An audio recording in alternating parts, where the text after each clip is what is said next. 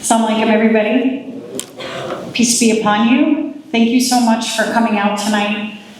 Started losing my voice a little bit, even though it's day 2 of Ramadan. I want to thank Muslims for Peace for always being so welcoming to any initiative that we present. I think it's extremely important for all of us to remember a few things during this Ramadan. As I sit back and I listen to all the wonderful people who spoke before me, there was a few things that came to mind. One, what Sister Iman just talked about, which was helping your neighbor. Also, what our brother said earlier about interfaith and the importance of it. But I'm going to be very honest with you. This is a very bittersweet Ramadan for me personally. On the day that my candidacy was announced, it was the same day of the inauguration of our new president. And on that same day, subhanAllah, I got word that all funding from Cornerstone, Family and Marriage Intervention, where I work, was pulled. Every dollar and cent that we had was pulled, and the work that we were doing had just pretty much ended. The next day, I received word from friends at the Department of State that I have that also lost their jobs.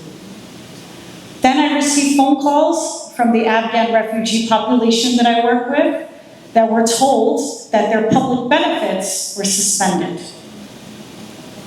Every single day, when I go through my LinkedIn profile, I see open to work. And every single day, I receive phone calls from brothers and sisters in our community who live in our backyards, who no longer have access to food, to rental assistance, to diapers, to milk, basic necessities that human beings need in order to live lives. So this Ramadan, I challenge everybody in this room to think about, first and foremost, what was said earlier, your neighbor. How can we do this? Like Sister was saying earlier, it doesn't have to be such bold protesting. It doesn't have to be something that's inattainable. A few weeks ago, we saw that we had Jersey Kamal, I believe it is, a local restaurant whose members were sent and they were incarcerated. Yesterday, I read about Tribos, which is a restaurant close to my home. Those folks had some hate written on their reviews. These are opportunities for everybody in this room. You can complain about something that happens, regardless of your faith, whether you're a Muslim, a Jew, or a Christian. We can come together and speak against people who are being discriminated against. That's something that we can do. If we know that somebody is in trouble, then we offer what it is that we as individuals can do. I'll give you an example. In 2021, we established the New Jersey Coalition for Afghan Refugees. Shout out to some of you out here who are in that coalition. It's an interfaith organization. We have Christian organizations, Jewish organizations, Muslim organizations that come together to help out refugees. And recently, we've been getting phone calls that our clients have been getting ICE come to their door.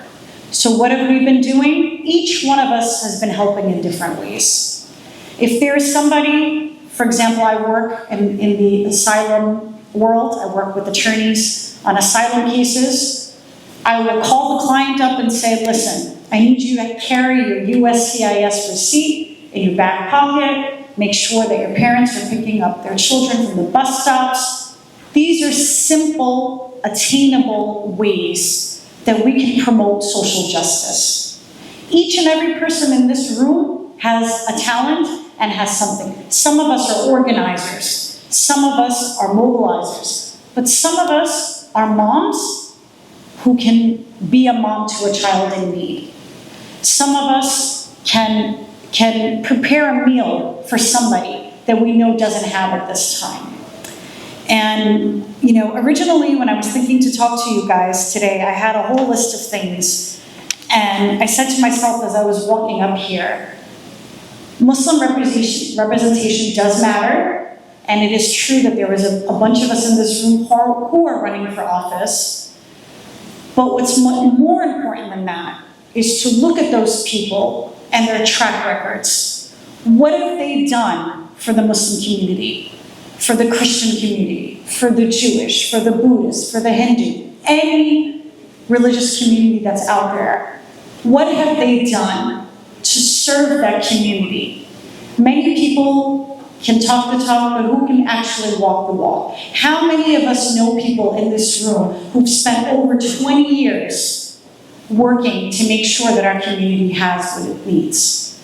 So please do reflect, pray on it. And I pray that inshallah this Ramadan will be one that every single one of us from every faith come together to promote justice for all. Thank you. Jazakallah khair.